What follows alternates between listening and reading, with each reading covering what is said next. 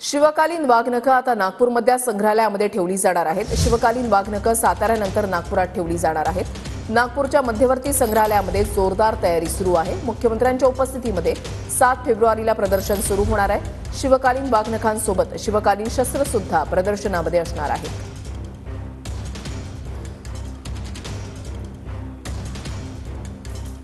इंग्लंडवरून आणण्यात आलेली ऐतिहासिक अशी वाघनखं साताऱ्यानंतर आता नागपुरात येणार आहे आणि 7 तारखेपासून या ठिकाणी त्याची प्रदर्शनी जी आहे ती लोकांसाठी राहणार आहे। मात्र या ठिकाणी आपण नागपूरच्या मध्यवर्ती संग्रहालयात बघू शकतो की त्याची तयारी जी आहे ती मोठ्या प्रमाणात केली जात आहे। सुरक्षेच्या दृष्टिकोनातून मोठी पावलं उचलली जात आहे आणि त्या दृष्टिकोनातूनच सगळी तयारी आपल्याला या ठिकाणी पाहायला मिळते आहे।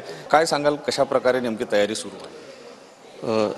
म्हणजे लंडन येथून ही जी वाघनखं महाराष्ट्रात येत आहेत, म्हणजे महाराष्ट्र दृष्टीने हा एक खूप मोठा अचिव्हमेंट आहे की आपण ही वाघनखं जी आहेत ती आपल्या जे शिवप्रेमी आहेत, जे इतिहासप्रेमी आहेत त्यांच्यासाठी ते परत आणू शकतोय।